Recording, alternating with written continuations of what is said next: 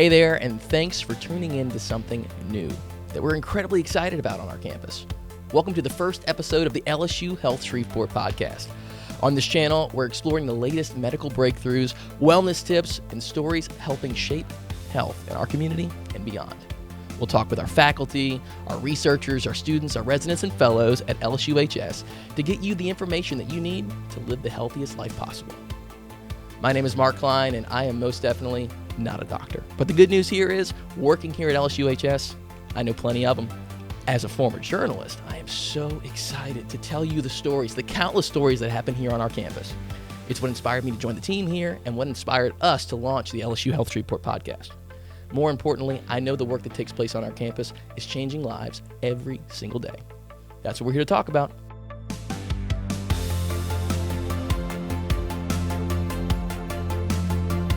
Our first guest is a relative newcomer to our team, but in a short amount of time, he's already made a huge impact on our area.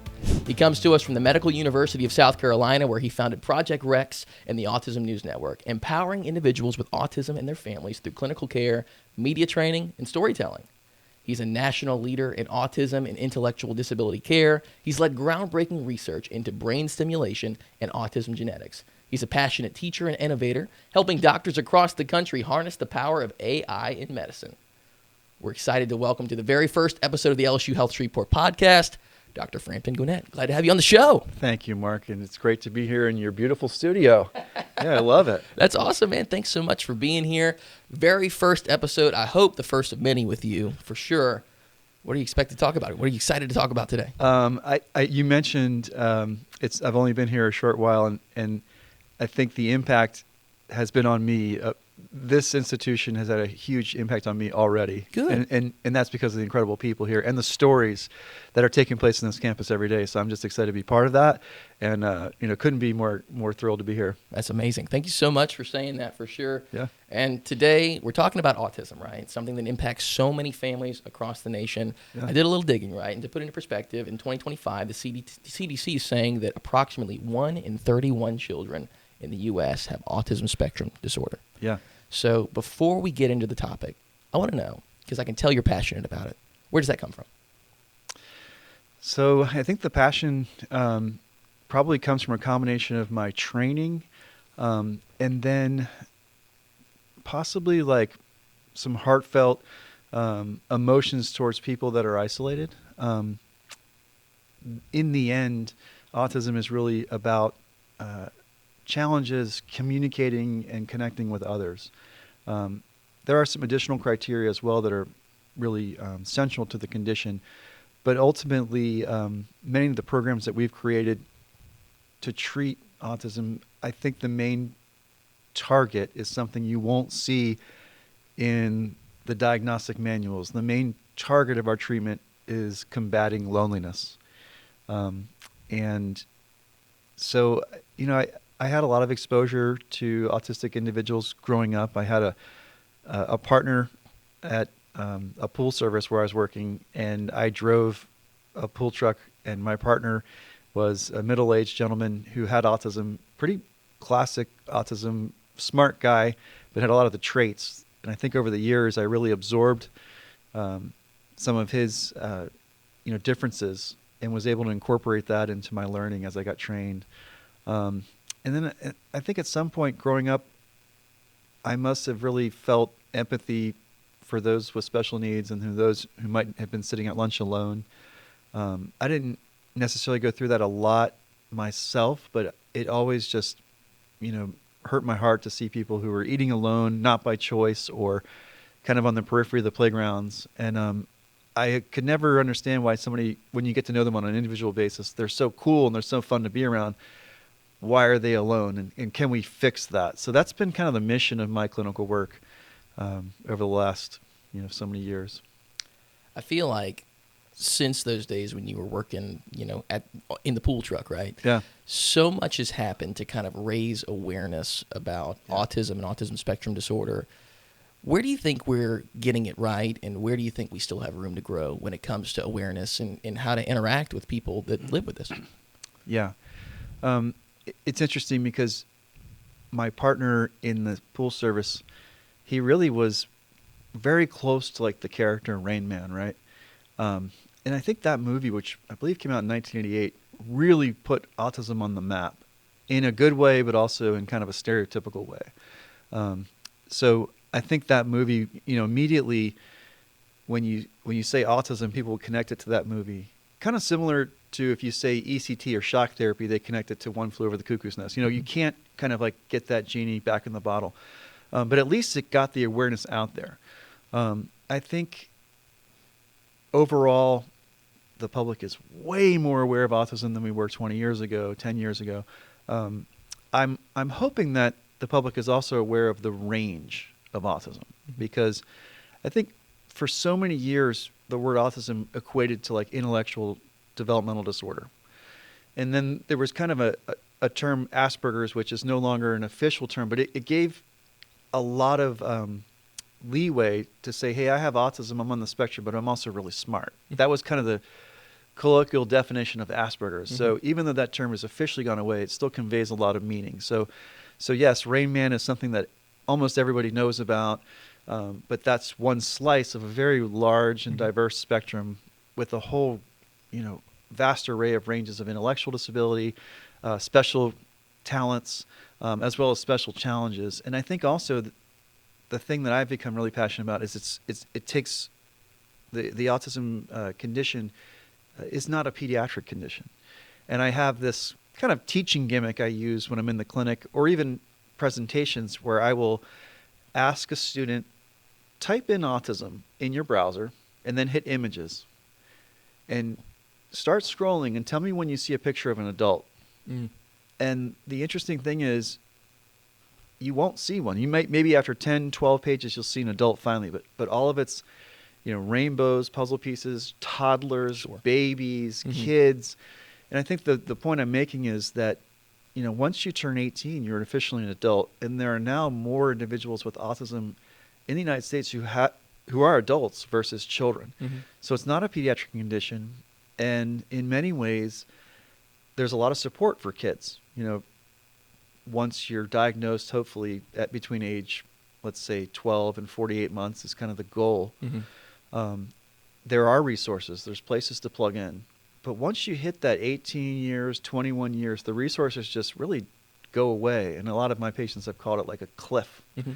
So I think the awareness piece is not only being aware of the condition and the diversity and how one person with autism is so unique from the other, but also recognizing that it's a range of ages too. And sometimes the biggest challenges are later in life. And I've really seen that in my clinics where it's like, you start working with Johnny and he's 4 or 5, cute kid, and you get him through a lot of challenges in middle school, high school, and then they get out of school, maybe do some college, but then to go that far and end up living with their parents and playing video games all day and maybe not engaged in a meaningful career of some kind, to me, it's almost, it's really sad, especially if that's not what they want. When they're yearning to connect with people and can't seem to do so, and online friends have taken the place of real connection, that's kind of what drives a lot of my clinical work, is to meet the adults where they are. And so yeah, autism is just a vast, condition. It's, for my money, probably the most complex condition on the planet, except if you can include it like cancer, because it just impacts every organ system, every brain processing, structure, coordination, sensory. So I think that awareness hopefully is on its way to getting where we need to be, but we still have a lot of work to do, especially, and I'll wrap up soon, but especially with respect to the truth about what scientific evidence says thus far, and hopefully we can look more towards medical sources for our information.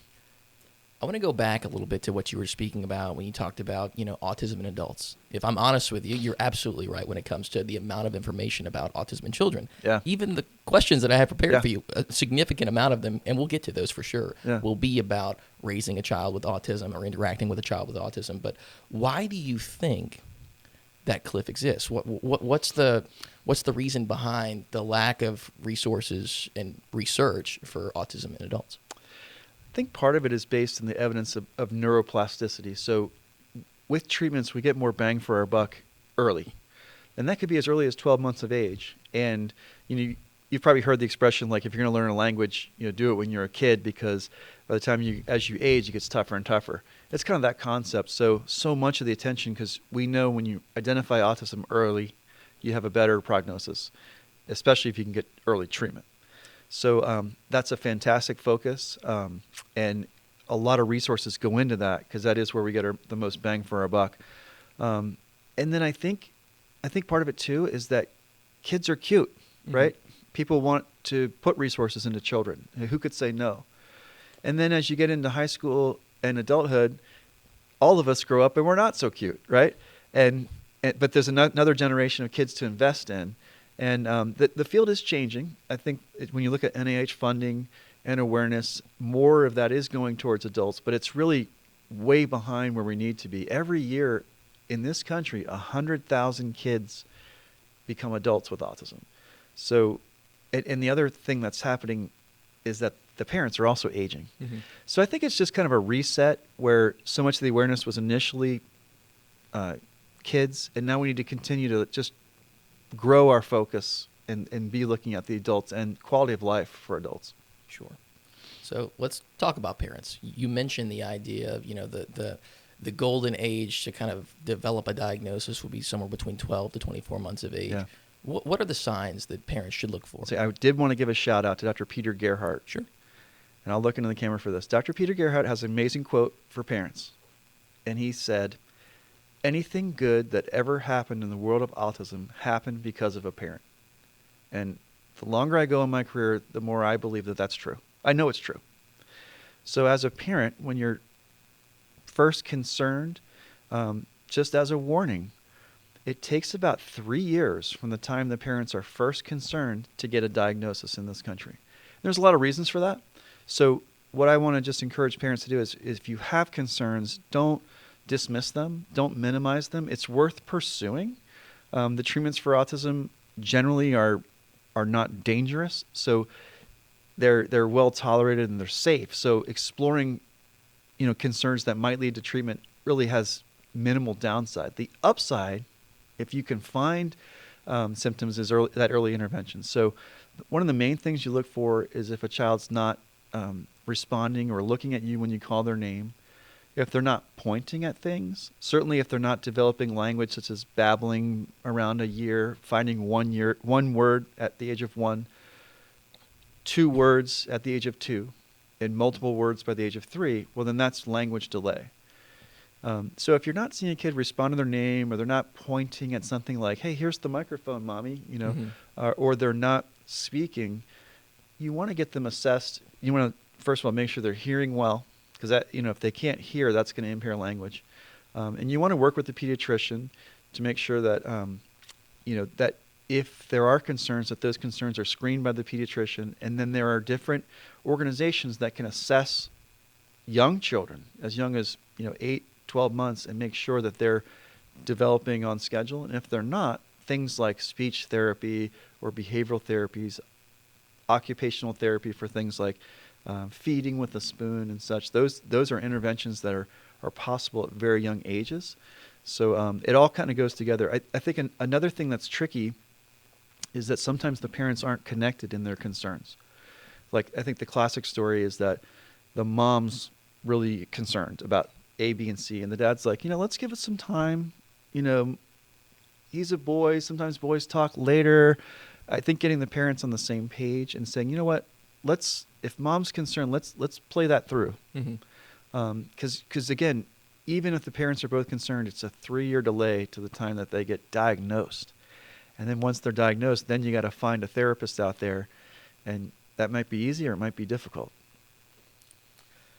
In my interactions with parents that have a child with autism, the phrase that always comes back to me from speaking to them is, it's about balance, which for them, what they meant by that was, I am juggling between, being there and supporting my child to the best that I can, but also allowing their independence to grow too. Yeah. You talk about that a little bit, and just how, inspiring it is to see that from these parents, but at the same time, what is that perfect balance? It's really tough.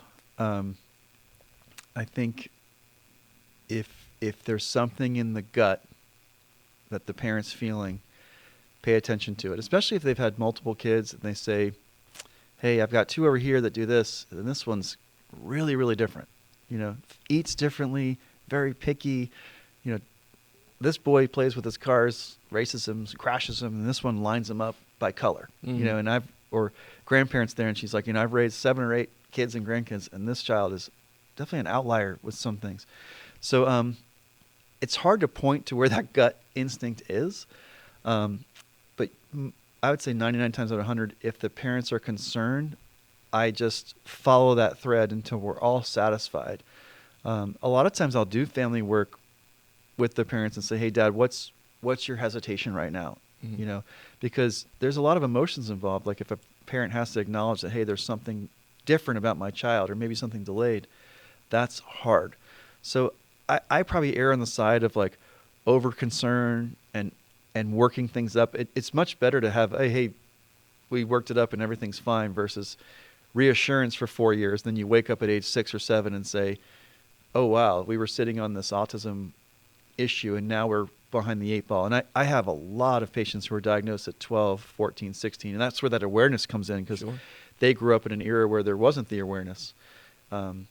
So, when one falls through the cracks, it really is tough. And also you have all those lost years, not only of intervention, but all those years, 6, 7 years, where it's like the kid was lonely at school, not eating by themselves, Mm-hmm. and there was no IEP at school, and all these different ways they could have been supported emotionally, for all that time. So I'm probably, sometimes you put on these goggles and say, hey, everyone's autistic, you're Mm-hmm. autistic, but that's a danger. You don't want to overplay it, but also you don't want to miss one. Sure. So Yeah. I'm going to go back to talking about, the difference in siblings, right? I mean, how do you support brother and sister? How do you make sure you're showing love to all of your children? So this is such an amazing question, because the siblings are a huge source of support for the child with autism. And of course they love them more than anyone on the planet, and with the exception of the parents probably, or Mm-hmm. maybe it's a tie. Yeah. We've in our clinical work have organized sibling groups many times, right? And because we know that the siblings need support, because their walk is different. They have a sibling who's been identified with a lot of clinical needs, and it's like, well, where does that leave me? What if I get sick, or what if I need a surgery? That other sibling, and the parents feel bad too, because it's like full court press with the child working through autism, and then the other sibs, almost by definition, are going to get less attention. Sure. What's interesting is when we've organized the sibling groups, I would say 3/4 of the time we can't find enough sibs who can actually make it and show up, because the parents are running around with the other kid, taking them to appointments. So even though the will is there, the reality is that even if a sibling support group exists, it's been hard for us to get those off the ground. We have, but I guess the word is maybe a short shrift, like that concept. And it's a sacrifice for the whole family, a sacrifice of love, but it is another wrinkle. We've talked about, as autistic children become autistic adults. Before that can happen, there's some pretty major milestones that go through in life. Probably the first one that I can think of that I imagine is probably pretty terrifying for a lot of parents is first day of school. Can we talk about just how to support your child as they go through this incredibly new process? Yeah. I think ideally, there's something called an IEP, which is an individual education program, and those can be built in preschool. So if the child's in a public preschool, getting an IEP in place is a way that the school can officially recognize that the child is on the spectrum and has needs. And it really, I think, couches behaviors in a different way. Like if there's frustration or irritability or throwing things or shoving people, it may not be that the kid is being oppositional or being dominant. Mm-hmm. It may be that the child is struggling to cope with their view of the world, and all of a sudden now they're in a group, and they're expected to sit in a chair and look this way and listen. And individuals with autism have they can be very particular about their schedule and about their things around them, and certainly noises. So I think the IEP can look at behaviors and say, hey, these are the behaviors that needs to be supported and hopefully addressed. Like, what's the function of a behavior versus, hey, this kid's needs to be suspended. Yeah. What about like advocating for your child at school? How can a parent do that in a way that's effective but also supportive, right? Yeah. So we look at it in terms of two sides. Like, there's academics and then there's behaviors. So that IEP process, going back to that again, the IEP can be created for either of those reasons. And so I think the parents I've seen who are most successful are very active in that IEP process. They'll often take an advocate with them who is, I think in plain language, a bulldog who knows their way around the school system, knows which services are available. Because when the parent is in there, they've got their dad hat on or their mom hat on. You know, they don't have their advocate or bulldog hat on. And unless they're an educator, they don't know their way around the school system. And having an advocate can really shorten the timeline so that instead of taking 10 years to get all the services the kid needs, through the district, can get that done in a much shorter time frame, and then the outcomes are better. So I think parents who go into those meetings with a binder, say, this is my speech section, this is my behavior section, they tend to do better, the ones that are more organized and really push. And the concept of pushing, I think I think of like a football sled, where it's like, let's say the dad's pushing, the mom's pushing, the advocate's pushing, the teacher, the pediatrician, the psychiatrist, they're all pushing, the speech therapist, they're all pushing to support the kid. But if you let off the football sled, like, it doesn't keep moving. So you have to maintain contact with different entities to verify that even services that are approved are actually getting implemented and that they're working. So I think that takes a lot of energy, a lot of time. So I think that tenacity and organization is probably and involvement is probably the best way. Similarly enough, like, let's say an advocate is watching this, or an educator for that matter. What do you wish that schools could improve on? How do you think they could get better when it comes to supporting a child with autism? What I would wish for the school districts is a bottomless pit of resources, which of course they do not have. And that's the struggle, right? Because the schools are in a really tough, they're trying to do more with less, and their budgets are really tight, and their budgets are unpredictable. And certainly every kid can't have an IEP. And I think in our community, it's no secret that this community would really benefit from more resources than it has now. The reality is that we've got to get by with what we have. So I think the schools just really looking at the families with compassion and saying, look, the families aren't asking to be here for these difficult conversations. And they're certainly not, families hopefully aren't being like entitled and saying, hey, we deserve this. And the families recognize that resources are limited and they're finite. But hopefully, being compassionate and also being aware that culturally, some cultures and some individuals, some ethnicities, some individuals who are non-English speaking, they might need even more support. And we've got to be aware that, non-Caucasian children might have less access to services. I hope it's okay to say that, and recognize and say sometimes we need to compensate for that. So, but the schools are in a really tough position. But there is hope, because I'm in the process of exploring. We're having an autism summit in the spring of this year, and it's going to be hosted here in town, where we're going to unite the clans and hopefully discuss all the great work that's already happening, and see how we can work together and collaborate. And I hope to play a role in leading that process and representing our institution, our community, so that we can, pool our resources. Well, that's a great segue to talk about what do you hope to accomplish while you're here at LSU Health Shreveport. I mean, as we mentioned in the intro, so many great programs that you started back at MUSC that we'd love to have a Shreveport chapter of. So let's talk about some of those programs and what can happen here in Northwest Louisiana? I mean, the one that is close to my heart, obviously, is the Autism News Network. Yeah. Can we talk about that and what that is? Sure. So the Autism News Network is a program, a clinical program, which teaches social skills training for adults with autism while simultaneously teaching them how to be a media journalist. That's part of why you and I think, are such great collaborators. For sure, no doubt.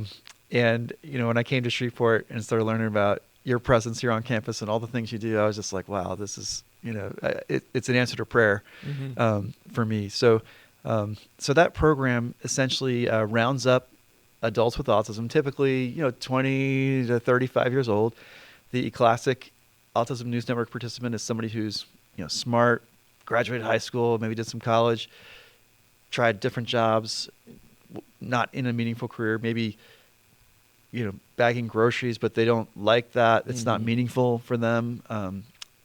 Living at home, playing a lot of video games, socializing with people they've met online, Sure, but not sure how to make friends, and they may or may not drive. So after seeing all my patients grow up and a lot of them land in that world, I started kind of inviting them and saying, we'd love to tell your story about your viewpoint of what it's like to have with autism. Like,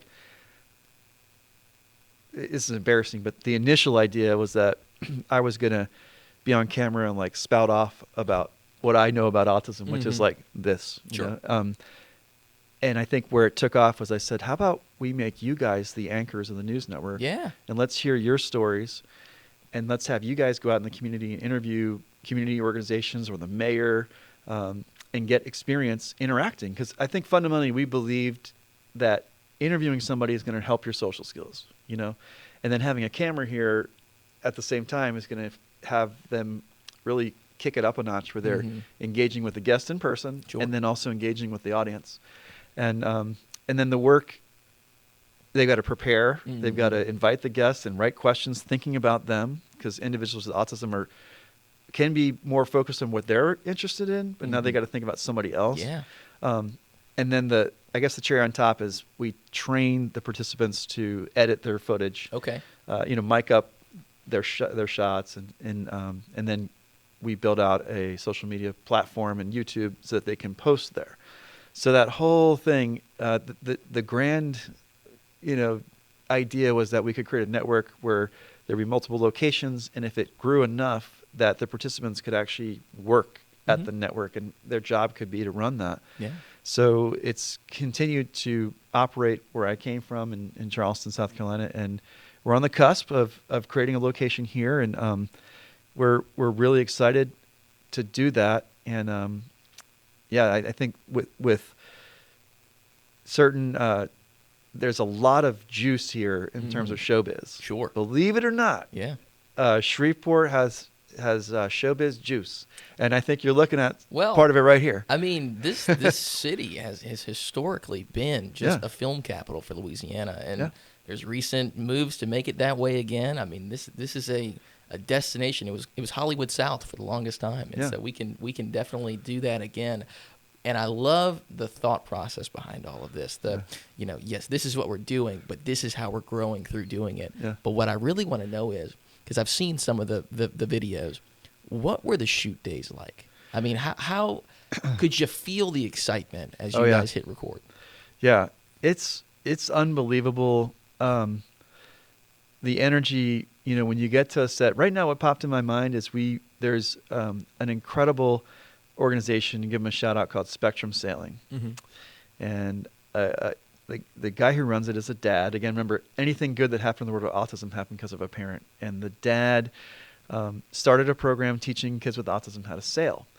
And we filmed at the dock and on a boat, and his son was one of the featured guests in the interviews. We're talking about the program, and the boat's bobbing up and down, and we've got the camera on the dock. It's kind of like the movie Waterworld, a little bit, which is it's kind of a nightmare. There's airplanes flying overhead, but we were so excited because we had a decent mic. So I said, guys, with this mic, it doesn't matter that the airplanes are going, because they were waiting till the airplane. I said, we can actually shoot. And everybody took their turn interviewing the program director and this young man who was the inspiration for the program. And you're sitting there saying, okay, ready, 3, 2, 1, action and cut, and everybody's getting mic'd up, and then it's just phenomenal. So, and they're out in their community interviewing somebody. They're not sitting at home, and they're not in a clinic. Mm-hmm. We're out in the real world with a beautiful, water behind the background and boats going by. We did another one at the aquarium where we had this beautiful background, and they're playing with little turtles and stingrays, and everyone's on an emotional high. And I think certainly any person would be excited, but also for them to have that opportunity, that I think is really exceedingly rare for them. Mm-hmm. And then this other thing happens too, where me personally, you fall in love with the kids, with the participants. And then once that happens, like, you're done, because at that point, I just want to pursue that and keep growing it. Sure. Yeah.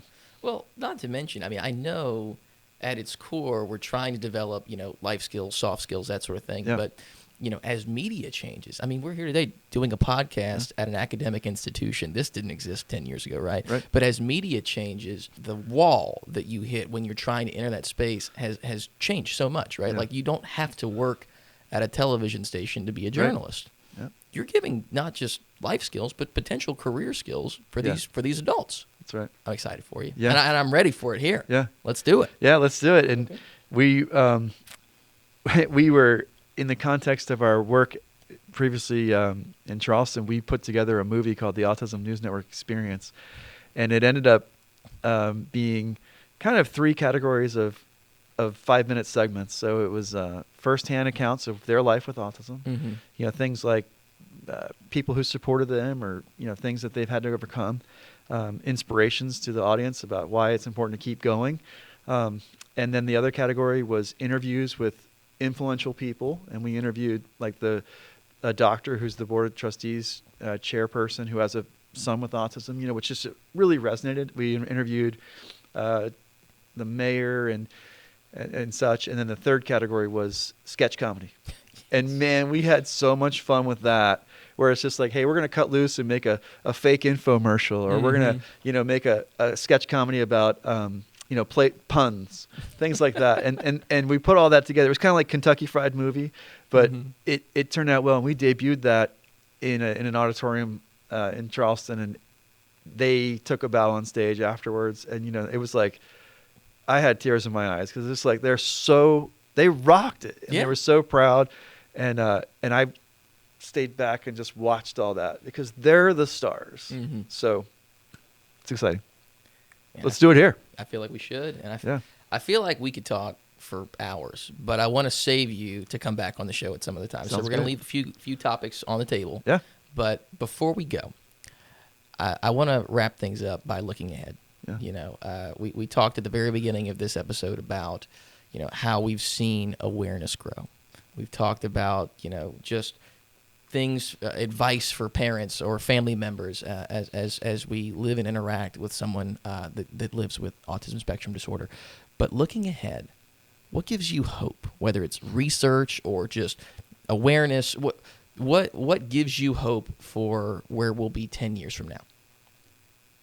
I think in my prayer life is what gives me hope. I mean, I really feel like, in my spiritual walk, that I believe that I'm here for a reason. And I think that I have strengths, I have weaknesses, but a lot of those strengths align with this mission to care for patients with autism across the lifespan, and to give them a voice, and to hopefully drive home the point for individuals with autism. I'm going to look in the camera. There is no ceiling. And there's no limits to what can be accomplished, what you can learn, what we can do together if we're together. And our challenge is autism, meaning sometimes it's going to be rough. Sometimes there are going to be frustrating moments, angry moments when you want to stop and quit. And that's autism, and that's part of our world. But we're not going to quit because we're not going to let the autism be the reason that you can't accomplish something. It's going to have to be another reason. And it was really hard to leave Charleston because I had kind of given the impression I was going to be there forever. That's what I thought. But we have an opportunity here, I think, to really create something hopefully nationwide where there's multiple autism news networks and give individuals with autism a hope, and that their skills will be utilized and their skills will grow, and that the world will see how they view, this great planet, and how they are capable of teaming up with others. So yeah, I think that's my hope. And each time I meet, people like Mark and people like Lisa Babin here, organizations across town, Holy Angels, R.J. Middleton, and Laurie Boswell, and just there's so many assets here in Shreveport. So it's really, really exciting, and I just have it I feel it in my bones and in my prayer life. So I think that's what gives me hope. And at the same time, I've applied to do international presentations, and one of them got rejected, but it was a proposal to discuss and research what causes autism. And I want to involve scientists and individuals with autism to look at that question, because that's really, when I came through med school, the question was, what causes HIV, or how do we solve HIV? That was the generational challenge. Sure. I would not be surprised if this generation, given the prevalence of 3% of boys now in the United States, if our generational challenge is what causes autism, how can we understand why this is happening? And it's not whatever's coming out of the news this week or next year. It's a very complex question, and I think our field and this institution needs to have a voice to communicate to the world what we know, what we don't know, and where we need to be going to support these incredible people. If someone wants to get connected either with you or the Department of Psychiatry and Behavioral Medicine, where do they go? So you can Google LSU Health Shreveport Psychiatry. My name's Frampton Gwynette, and you can see my email on the page. We are hopefully expanding our services soon, but if you want to email me, we'll get you to the right kind of help. And if we don't have it here, we're going to build it. Okay. One more question for you, because I feel like it's on everyone's mind right now. If they see the wide shot, what's in the bag? It's been here this whole time. Yeah, I don't know if the camera can see that, but I brought this gift. And as Mark opens it, I'll kind of hopefully explain why that particular gift is in that bag. All right, let's see. First off, love the LSU purple and gold. That's yeah. It. Oh, man. Look at this. Okay. So today a new podcast is born. Okay. And that is a LSU onesie to celebrate the birth. Congratulations, Mark. Thank you so much. I appreciate this. And just in case my wife's watching, this does not mean what you think it means. It just means podcast. But thank you so much. That's right. Absolutely. I loved being here. All right. Love working with you. This is awesome. Thank you so much for being on the show. We are so excited for what this means for the future of LSU Health Shreveport. So excited I just threw my papers a second ago. But seriously, if you're watching this and want to learn more about the show, it's really easy. Just send me an email, shvcommunications@lsuhs.edu. If you're a member of our team here at LSU Health Shreveport, whether you're faculty, resident, student, and you want to get involved, if you want to tell your story, if you feel like what you're doing makes such a difference for the Northwest Louisiana community, and I know it does, same thing. Send us an email, shvcommunications@lsuhs.edu. My name is Mark Klein. It's been so wonderful sharing this story, and I look forward to sharing so many more about what's happening here at LSU Health Shreveport.